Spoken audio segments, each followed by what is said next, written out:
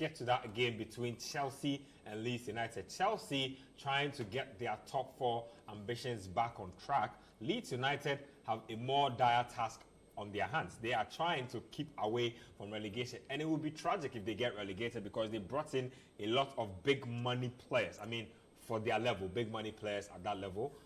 Talking about a guy like Weston McKennie, I've seen him a couple of times. He looks like he's getting about his business. I'm yet to properly see the left-footed striker they brought in, Jorginho Rata from Hoffenheim. I haven't seen him too well this season, but there's definitely quality in that side. No, but let me start off with you. Chelsea, go at it again. Like I said, Chelsea fans hope that it will be more of the same, but Graham Potter says that they are improving with every training session.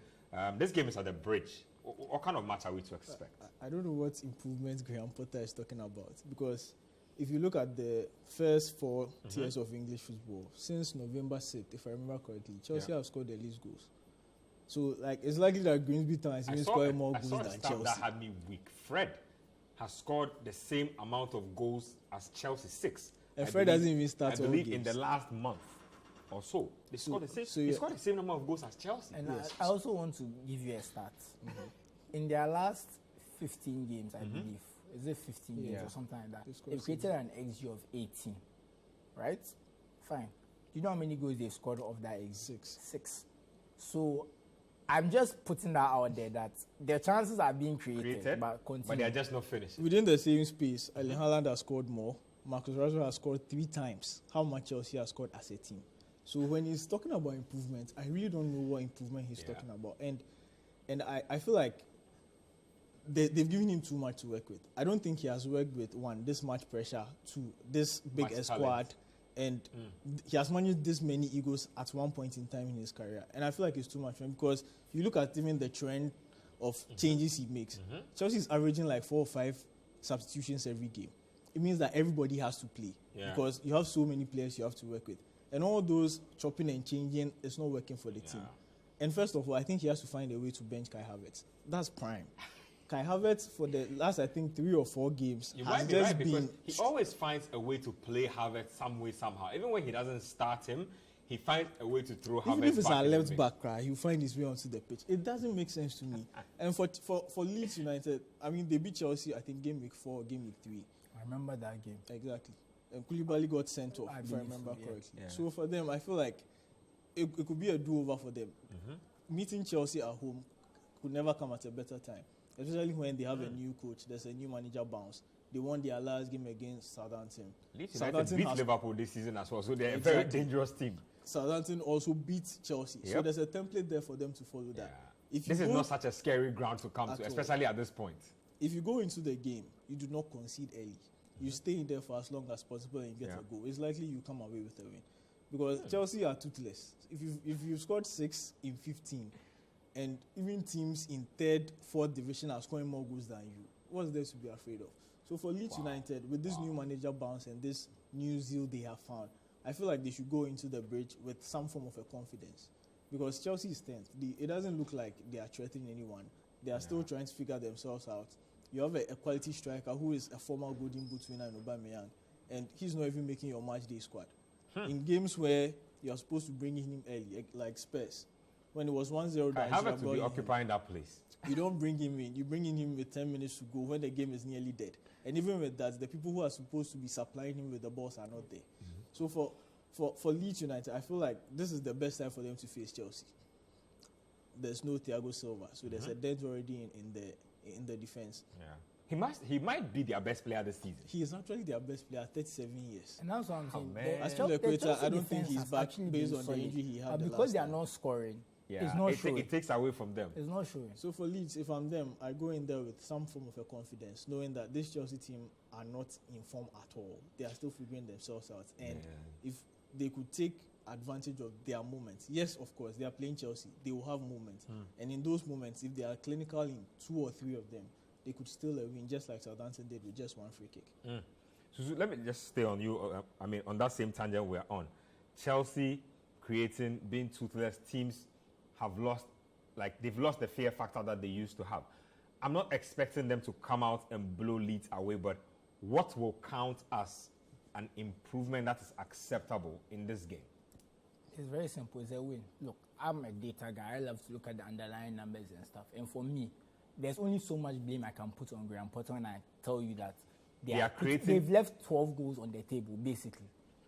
Considering the players they have, the difference between the goals and the XG should not be that big. And the truth is, at this point, a manager cannot teach you how to finish. Exactly. You can put some blame on him that why is his best finisher not on the pitch. That you can But say. at this point, who is Chelsea's best finisher? It would definitely be Aubameyang. Do the stats say so? He's on the track record. He's the only proven finisher. Fair enough. But you see, that's what I'm saying.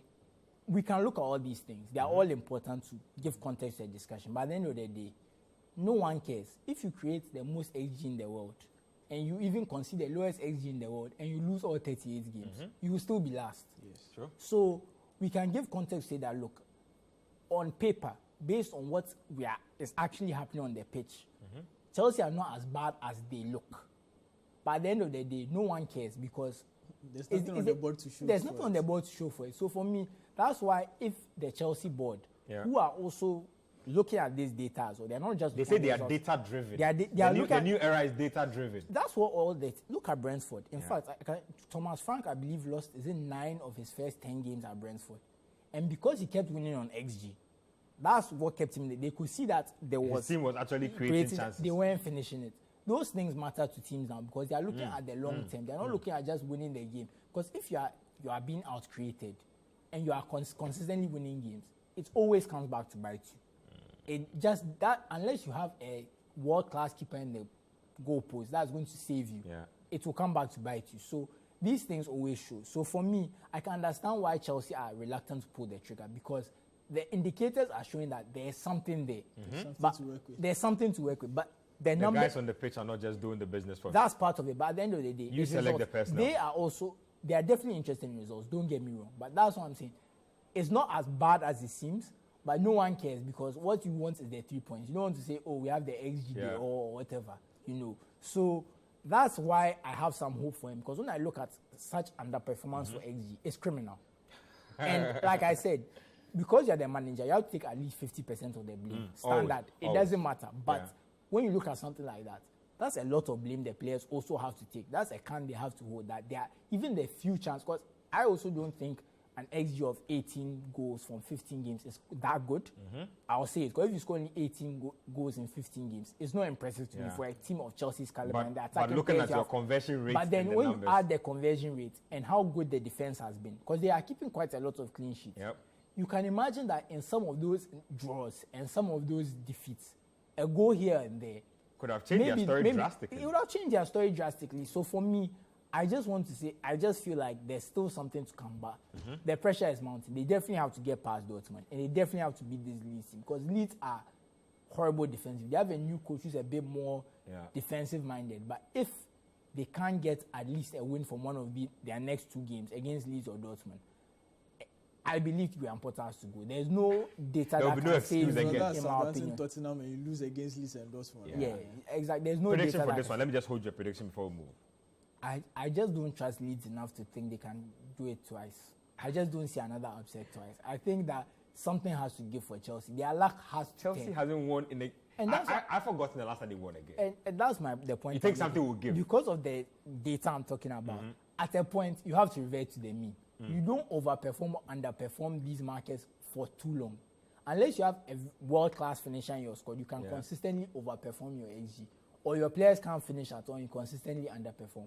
These players are good enough to score goals. We've seen them before. So something has to give for me. And sooner rather than later, it has to happen. So that's what I'm basing it on. Nothing else.